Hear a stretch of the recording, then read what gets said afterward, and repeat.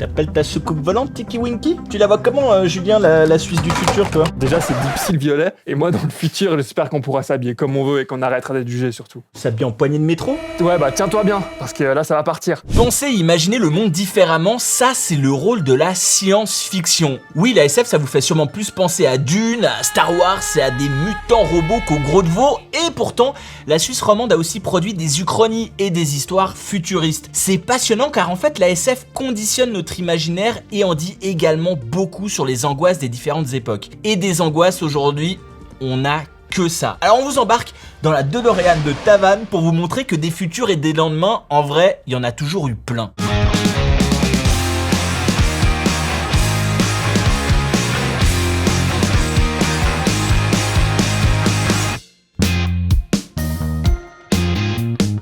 Pour bien commencer cet épisode, il faut que je vous parle d'un personnage qui pourrait être un personnage de fiction tellement il est étonnant. C'est Pierre Versin, a.k.a. le pape de la science-fiction en Suisse. De son vivant, il a bâti la plus grande collection de SF en Europe et l'une des plus importantes au monde. Nous sommes ici chez Pierre Versin, grand spécialiste de la science-fiction. Il a rassemblé dans sa maison plus de 40 000 documents de toutes sortes. Ça, c'est un robot parleur. Bonjour, bonjour. Et là on voit le petit robot qui fait un petit peu flipper quand même. C'est cette collection qu'il lèguera à la ville d'Yverdon et qui deviendra en 1976 le haut lieu de la science-fiction en Suisse romande, la Maison d'Ailleurs. Outre le musée, le grand œuvre de Pierre Versin, c'est son encyclopédie de l'utopie, des voyages extraordinaires et de la science-fiction. La première encyclopédie consacrée à la science-fiction. 1000 pages et autant de références, un pavé, une somme, un monument. Mais c'est quoi au juste la SF, vous allez me dire? Définition. J'aime pas le terme. Je préfère le terme de conjecture romanesque rationnelle. On prend un donné de l'expérience ou de la connaissance et on va au-delà, mais sans cesser de se référer à la plausibilité. C'est un état d'esprit, la curiosité, le désir de savoir ce qui se passera après ou le désir de savoir ce qui aurait pu se passer si telle chose avait été changée dans notre histoire, le thème du chronique par exemple. La définition de la SF, c'est un peu comme la coriandre, on n'arrivera pas à mettre tout le monde d'accord. La coriandre, ça a trop un goût de savon, c'est trop deg. Bah voilà, on n'est pas d'accord, coriandre pas coriandre. Dans l'encyclopédie de Versin, il y a un chapitre consacré à la Suisse et grâce au travail de synthèse et à la relecture de Jean-François Thomas, directeur de la collection suisse de science-fiction, que je remercie énormément, on va plonger dans l'histoire de la SF romande et de ce qu'elle raconte des rêves et des angoisses du monde. Je vais commencer avec 3 précurseurs. On peut considérer que le premier Suisse roman à écrire de la science-fiction, c'est le neuchâtelois Emmerich de Vattel. Dans certains de ses contes, en fait, grâce à un élixir inventé par un philosophe indien, le narrateur parvient à s'introduire dans l'esprit d'animaux, notamment d'un bœuf ou d'une fourmi. C'est vachement original pour l'époque. Ah mais c'est comme Ant-Man, ils ont réinventé Marvel en fait. Rien. Jim Carrey, c'est quand il va dans le rhinocéros. Dans les précurseurs, il faut citer également le genevois Rodolphe Töpffer qui est considéré non seulement comme l'inventeur de la bande dessinée, ça c'est déjà pas mal, mais aussi de la BD de SF. Dans Voyage et aventures du docteur Festus, en fait le docteur se trouve à 2 reprises projeté dans l'espace et gravite plusieurs jours autour de la Terre. On est au 19e siècle, bam bam bam, c'est visionnaire. Je noterai aussi parmi les précurseurs Marie Shelley et son Frankenstein. Bon, elle est anglaise Marie Shelley, je suis pas idiot, mais elle a écrit son roman à Colonie, dans le canton de Genève, lors d'une soirée d'écriture avec son mari Percy Shelley, le docteur Polidori et Lord Byron. La créature s'échappera dans les Alpes et arrivera même sur la plaine de Plainpalais. Frankenstein ou le Prométhée moderne est considéré comme l'une des œuvres fondatrices de la SF moderne. Elle interroge la médecine de l'époque et la guerre entre les partisans du vitalisme, c'est-à-dire ceux qui pensent que la vie, c'est un phénomène surnaturel et divin, et ceux du matérialisme qui pensent, eux, au contraire, qu'on peut créer un homme un peu comme on crée une mécanique, une automobile. Elle pose aussi déjà la question du transhumanisme. Déjà, à l'époque. C'est ouf. Will you play with me?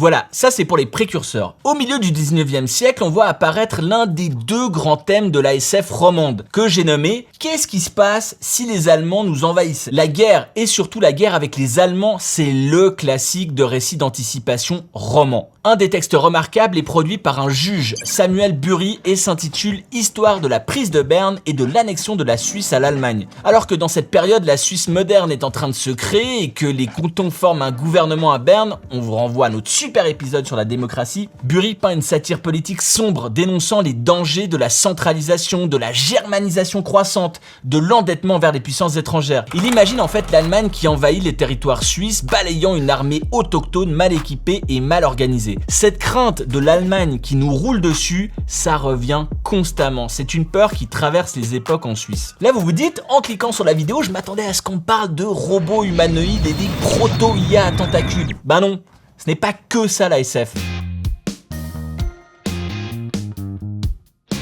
Le milieu du 19e siècle va être une étape charnière. C'est la révolution industrielle, l'essor des machines et de la technique, une source d'inspiration inépuisable. C'est à cette période qu'on voit apparaître les Jules Verne, avec de la Terre à la Lune, 20 000 lieues sous les mers.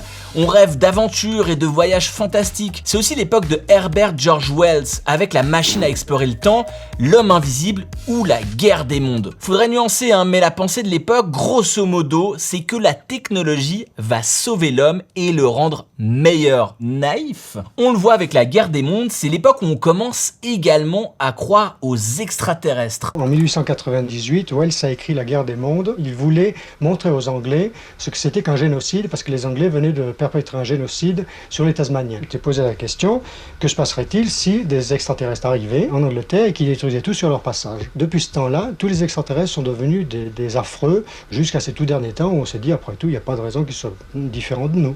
En effet, à l'époque, il y a un courant scientifique soutenu par le millionnaire américain Percival Lowell qui pense qu'il y a des traces sur Mars. Des traces faites par une civilisation avancée luttant contre une importante sécheresse. Ça alimente deux imaginaires, celui des extraterrestres et celui de la fin du monde causée par exemple par des phénomènes naturels. Et la fin du monde, c'est le deuxième grand thème de la SF romande. On voit les extraterrestres sur Mars sont en train de crever de chaud et on se dit que nous aussi on peut crever. Il y a plein d'auteurs romans qu'on pourrait citer, même Blaise Cendrars ou Charles Ferdinand Ramus y sont essayés. Mais celle qui allie voyage extraordinaire et fin du monde avec le plus de brio, c'est peut-être la talentueuse romancière genevoise Noëlle Roger. Son premier roman s'intitule Le Nouveau Déluge et c'est un récit catastrophe d'anticipation qui sonne terriblement moderne. Les glaces des pôles ont fondu, le plateau continental européen s'est affaissé, l'océan a donc tout recouvert, faisant des milliards de morts. Seule terre qui reste émergée, le haut des Alpes. Le Molaison, c'est à 2000 mètres d'altitude. Moi je t'avais dit, les Bullois, on sera les derniers survivants. Du Molaison, j'y vois la fin du monde. C'est là que s'est réfugié un petit groupe de bourgeois. Ce brutal retour à la vie primitive va révéler leur vraie nature. Cupidité, avidité, cruauté. Le déluge, le châtiment divin, c'est très biblique en fait. Et surtout rousseauiste. En fait, l'homme est naturellement bon, mais en s'éloignant de la nature et des sentiments naturels, il vit dans le mensonge. Pour cela, il doit être puni. Dans le Nouvel Adam, Noëlle Roger crée carrément un surhomme. C'est l'histoire du professeur Fleischer qui réalise une expérience sur Hervé, un interne qui vient de faire une tentative de suicide et dont l'état semble désespéré. Fleischer lui greffe un complexe de glandes spécial destiné à stimuler son activité cérébrale. Hervé devient un génie scientifique qui fait découverte sur découverte, dont un vaccin contre le cancer, le téléphone portable, on est en 1924, et l'invention d'un hyper-uranium. L'inconvénient cependant, c'est qu'Hervé, du haut de sa supériorité, n'hésite plus à sacrifier les humains pour ses expériences et finit par devenir un danger mortel pour l'humanité. On peut déjà voir une métaphore de nos gourous actuels de la tech, de la Silicon Valley. Bref,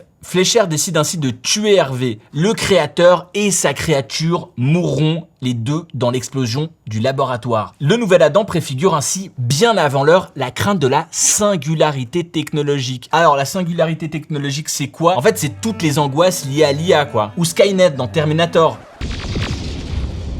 Noëlle Roger met en garde contre les prophètes, les hommes providentiels, ces hommes du destin qui en tentant d'atteindre leur but ne font que le malheur. Nombreux d'ailleurs sont les récits de SF suisse romande où la puissance divine se venge de l'audace de l'homme et de sa prétention à l'égaler. Androïdes, machines, recherche de l'immortalité, tout cela ne mène qu'au châtiment. Bon, et puis arrive la Seconde Guerre mondiale. Là aussi, on anticipe ce qui pourrait arriver à la Suisse. En 1934, dans son roman Tocsin dans la nuit, Willy-André Prestre prévenait déjà les lecteurs d'une possible agression des armées hitlériennes. Un récit d'anticipation terrifiant et perspicace. La guerre, la guerre, la guerre, toujours la guerre. On croit ce qu'on craint, on imagine ce qu'on redoute. Et ce qu'on redoute, c'est les nazis.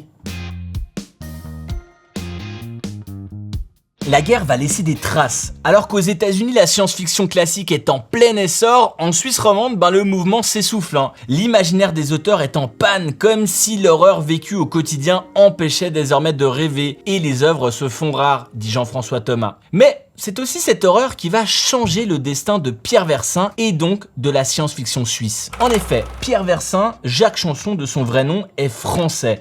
Son oncle est dans la résistance. Versin sera arrêté pendant la guerre et enfermé à Auschwitz. Il gardera en fait toute sa vie dans sa chair les numéros gravés par ses geôliers. À la Libération, il est souffrant et doit se soigner dans un sanatorium suisse, à Lézin. Et pendant sa rémission, on lui apporte de France les 4 premiers volumes de la collection Anticipation. De là va naître sa passion dévorante pour la science-fiction. Est-ce que le camp de concentration, cet endroit privé de futur et de possible, a fait naître un besoin compulsif d'imaginaire chez Versin? Je suis pas psy, mais c'est une supposition rationnelle. Avec la résistance, avec la guerre, avec la déportation, avec Auschwitz, il avait vu le monstre de près. Le fait d'avoir passé à côté de la mort l'avait projeté dans le futur qui était la seule possibilité. Ce qui est certain en revanche, c'est que de son parcours et de la SF, il tirera une philosophie qui est les utopies. Je me souviens, une fois j'étais à Lugano chez un libraire, il étudiait l'utopie. Et un jour, brusquement, il se rend compte que aussi bien Staline que Hitler, que Franco étaient des utopistes. Ils voulaient absolument que l'humanité se conforme à un modèle donné. Ils cadrent bien. Du reste, dans toutes les utopies, presque toutes, où les rues sont carrées, vous avez tant d'habitants. Fourier va même jusqu'à placer des arbres, des chênes, à 10 cm les uns des autres, il les plante avec interdiction de croire. J'ai de plus en plus tendance à penser que c'est un état d'esprit très dangereux. En fait, après la guerre, l'animosité que ces idéologies inspirent va sans doute s'avérer le moteur principal de la science-fiction contre-utopique et dystopique. Les régimes autoritaires vont inonder la SF. Côté classique, on a 1984 de George Orwell, avec ce régime qui contrôle tous les aspects de votre vie et vous surveille constamment avec des télécrans. C'est devenu réalité avec les smartphones, mais déjà à l'époque, c'était ça le télécran. Et en plus, en 1984, ils boivent juste du gin de la victoire, ça a l'air dégueu ce truc. Il y a aussi le maître du haut château de Philippe Cadic qui imagine une Uchronie où les nazis et l'Italie fasciste auraient gagné. Et plus tard, dans Star Wars, l'Empire c'est quoi? C'est clairement des nazis. Et dans Dune, les Harkonnen, c'est clairement des fascistes. George est un fasciste de merde! Allez, plus léger. En Suisse, à cette époque, c'est aussi la mise à l'eau du mésoscaphe de la famille Picard.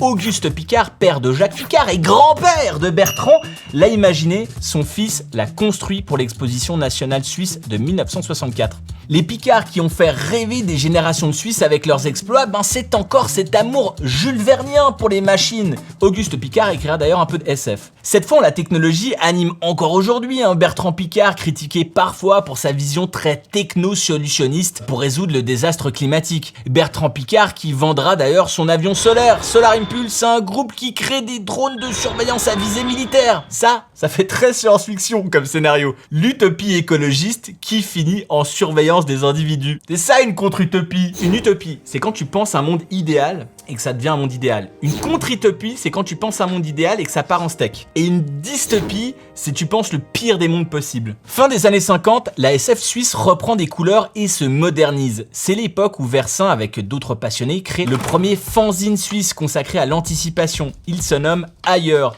Et le premier club aussi, les Futopiens. Et les Futopiens, c'est de la fiction. Frérot, Fabien. Frérot.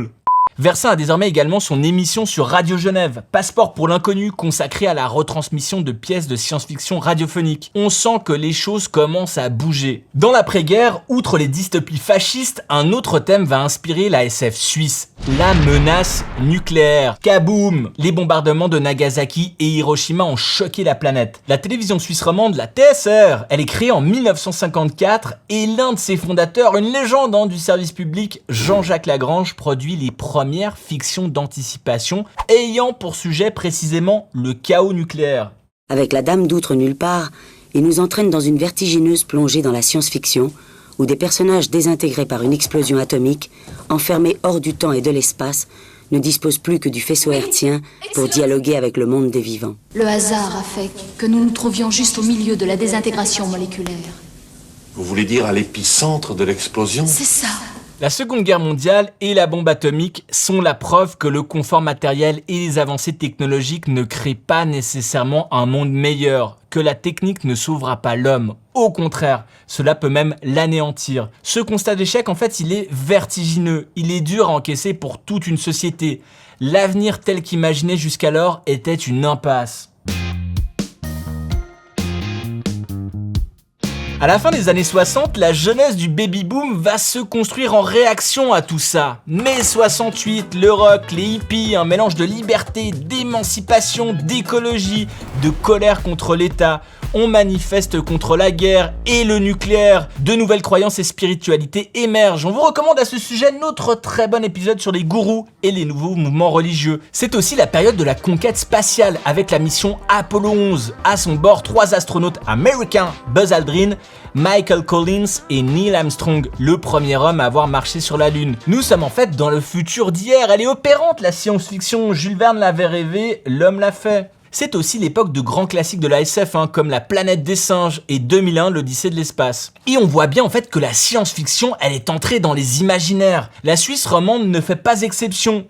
La preuve, ce débat autour de l'existence ou non des soucoupes volantes, avec un plateau de la TSR assez lunaire.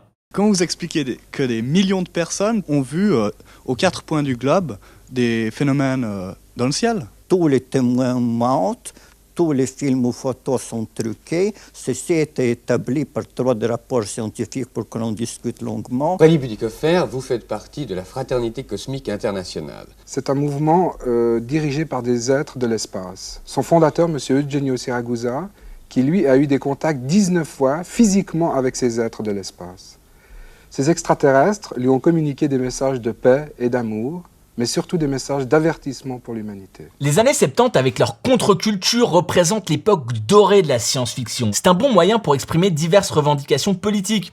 Surtout de gauche. Si les Américains en deviennent clairement les leaders, l'engouement touche aussi la Suisse romande. Pierre Versin publie sa monumentale encyclopédie et avec sa bande de potes dont Rolf Kesserling et Michel Buller, ils font les 400 coups. Des expositions sont organisées, des fanzines fleurissent un peu partout comme Jura SF, la revue du club de science-fiction jurassien. Ça coûte 2 francs. T'as pas 2 balles pour Jura SF. Jura SF. Mais cela ne signifie pas pour autant que la SF romande, elle est joyeuse et légère. Que nenni, c'est bien le contraire. C'est bien marqué dans le fanzine jurassien. La science-fiction, ce domaine qui s'inquiète du futur de notre société. Et le futur, il n'est pas très réjouissant. Jean-François Thomas écrit « Les préoccupations des écrivains de SF suisses des années 70-80 sont clairement alarmistes. Reflet des inquiétudes d'une époque où l'on commence à prendre conscience des dangers d'un épuisement des ressources naturelles et d'un développement économique sans frein. Les récits anti-utopiques qui jettent un regard cruel sur notre société depuis l'avenir infernal qu'elle semble promettre sont autant de panneaux triangulaires implantés au bord de la route de l'humanité en marche. Attention, danger. Il faut dire que c'est l'époque du rapport Meadows, qui dit en gros que si on ne met pas de limite à la croissance, tout va s'effondrer. Et en plein baby-boom, une des grandes peurs de l'époque, c'est également la surpopulation. Côté roman, le philosophe Jérôme Désus publie 2 anti-utopies particulièrement pessimistes. Dans Sodome Ouest, le peuple en a soudain marre et s'assied par terre, ce qui conduit à une nouvelle guerre mondiale. Ou encore dans Le Grand Soir, qui décrit un décrochement général, une révolution douce, un ras-le-bol universel. La planète retourne à l'état sauvage, jusqu'à ce que l'humanité décide de se suicider. La découverte de la pollution a été pour moi quelque chose d'horrible. Mon premier chapitre, en tout cas, et peut-être les suivants, sont nés d'une certaine colère. Et que la pollution, sur un moment aussi, vous pensez bien, m'a fourni un carburant suffisant pour cette colère. Vous nous montrez le monde comme un cloaque, l'humanité composée de rats pesteux, mais vous est-ce que vous êtes aussi un rat pesteux? Ou êtes-vous l'ange qui annonce le déluge, n'est-ce pas? Non, je ne suis pas l'ange qui annonce le déluge, je crois que le déluge s'annonce tout seul. Ambiance, la pénurie de tout le temps. On est dans Soleil Vert qui sort à cette époque, un film tiré d'un roman SF, génial et prophétique sur bien des points, et qui résume toutes ces angoisses en poussant les potards au max, ampli Fender 11, Dans Soleil Vert, un monde où règne la canicule, la surpopulation, les grandes compagnies ont tout exploité, tout rasé, terminé, fini, nada. Les nantis sont dans leur tour d'ivoire et le peuple n'a littéralement plus d'échappatoire. L'homme n'a plus rien à manger à part des barres de soleil vert. Spoiler dans 3, 2, 1, ces barres étant composées de... Is the secret of Soylent Green. Cadavres humains. L'homme n'a d'autre échappatoire que de se manger. Fin du game. Bon, je pourrais vous citer d'autres auteurs romans, mais on ne va pas se mentir, la fin des années 70 signifie le matrixage définitif de nos imaginaires par les ricains.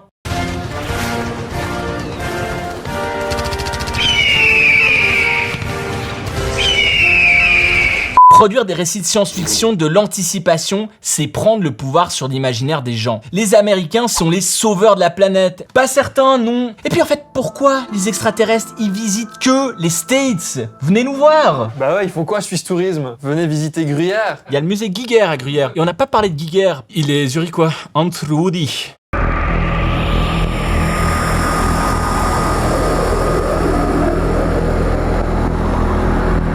Aujourd'hui, on vit clairement dans un fanzine des années 70. On a les écrans tactiles de Minority Report, les Apple Vision Pro. Tu fais quoi, Julien? Je suis en train de regarder Soleil Vert en réalité virtuelle, c'est tellement réaliste. Ils sont en train de défoncer la planète. Ils sont pas branchés tes lunettes, Julien. C'est la réalité. Ça fait mal, hein?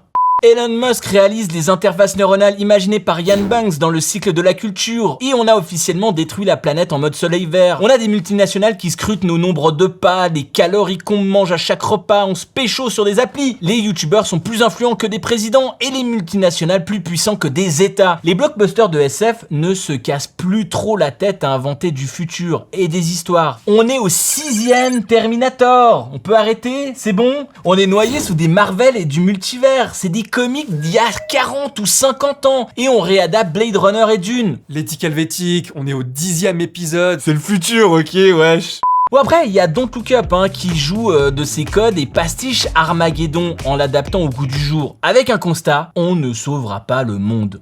Si on doit tous mourir, on en fera quoi de tous ces dollars? Oh non, imagine, on devient riche, c'est tellement horrible! Nous regardons notre destruction comme un lapin pris dans les phares d'une voiture. À moins que l'effondrement n'ait jamais lieu et qu'il soit en réalité perpétuel, le monde du néromancien, un monde cyberpunk. Les capitalistes et les géants de la tech ne nous sauveront pas. Ils nous entraînent dans leur hubris, dans leur chute. Noël Roger nous l'avait dit, Pierre Versin aussi. Nous sommes environnés d'utopistes manqués qui, hélas, agissent. C'est des gens qui ont une vision du monde, qui veulent changer le monde et qui ont été bercés par la science-fiction pendant toute leur enfance et qui aujourd'hui veulent nous emmener sur Mars. C'est le cas de Jeff Bezos. Si Dieu est mort, tout est permis. Je pense pas que l'homme est mort et que donc tout est permis. Je pense que l'homme est en train de mourir parce qu'il se permet tout. Aujourd'hui, on nous propose un futur soit nostalgique, soit cynique. La SF décourage un peu et c'est peut-être pour ça que la fantasy a pris le dessus aujourd'hui. Alors on invente quoi comme futur? Il y a l'armée suisse aussi qui avait demandé à des auteurs romans ce que serait la Suisse en 2043. Ça donne ça.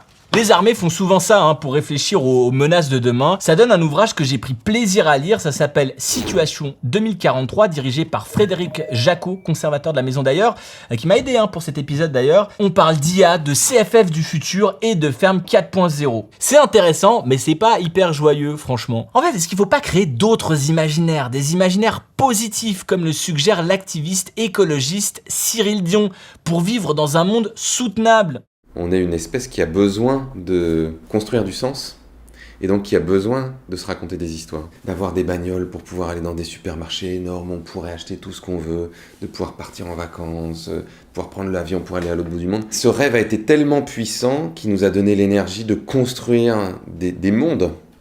Et c'est incroyable, tout ce qu'on a été capable de faire, malgré tout. Bye, ça suffit pour aujourd'hui. Je vais terminer avec une citation du philosophe Bernard Stiegler, spécialiste de la technologie. Les imaginaires sont des pharmacons, à la fois poison et remède. Poison parce qu'ils nous enferment dans des modes de pensée hégémoniques et dominants, racistes, sexistes et néolibéraux. Remède aussi, parce qu'ils offrent de lever le voile, de penser des mondes alternatifs, des modes d'organisation ou de vie parfois radicalement différents et des raisons d'espérer malgré tout.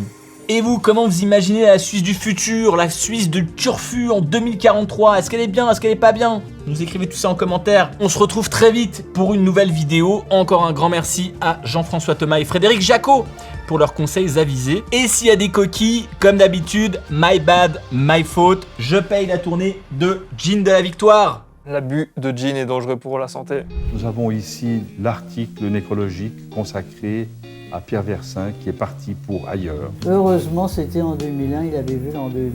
Parce que pour nous, l'an 2000, c'était comme si vous souhaitiez vous voir l'an 3000, si vous voulez.